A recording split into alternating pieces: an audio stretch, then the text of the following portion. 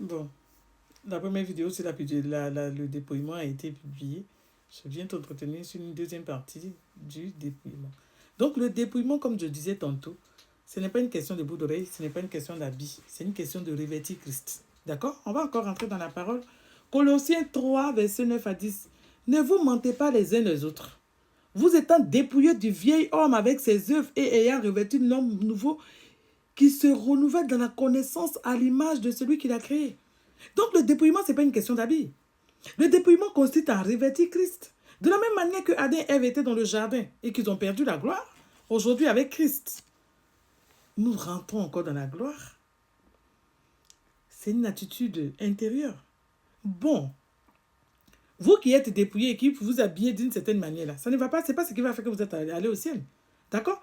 Apocalypse 20, verset 15 dit que celui dont le nom n'est pas trouvé écrit dans le livre de vie sera jeté dans le temps de feu et de soufre. D'accord? Sera jeté dans les temps de feu et de soufre. Donc ce n'est pas une question d'habit. Maintenant, vous ne portez pas, vous vous dépouillez, vous ne vous maquillez pas, vous ne portez pas bout d'oreille, puis vous êtes sorcière. Vous allez aller au ciel. Votre nom sera écrit dans le livre de vie. D'accord? Vous ne vous pas extérieurement, vous êtes pieux. Si intérieurement, vous êtes les filles du diable, là, vous pensez que vous allez aller au ciel.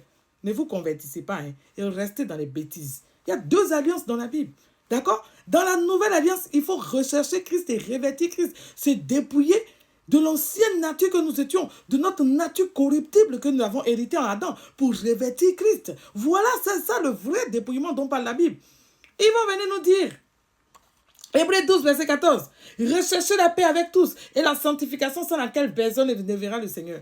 Voilà un verset qui est mal expliqué, un verset qui est travesti. Hébreux 10, verset 10 dit que Christ nous a sanctifiés une fois pour toutes.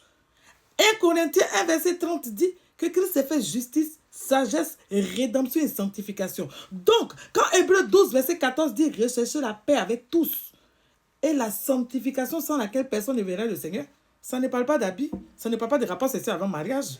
Ça dit que celui qui n'a pas reçu Christ, qui est notre sanctification, ne verra pas le Seigneur. C'est simplement ce que le verset veut dire. Oh oui, sans la sanctification, nul ne verra le Seigneur. Donc moi, je me sanctifie. C'est que des bêtises. Quand vous lisez la Bible, demandez au Saint-Esprit de vous expliquer. D'accord? Demandez au Saint-Esprit de venir vous expliquer. Si Jésus même était venu mourir pour les questions d'habit, donc les Écossais qui portent jupe tous les jours, là, ils ne vont pas aller au ciel. Jésus même tous les tours, pendant tout son passage terrestre sur la terre, il portait quoi? C'est pas une robe il portait sur nous ici.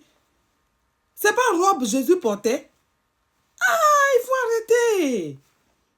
Des fois, même on dit, la Bible, même on décide même de volonté.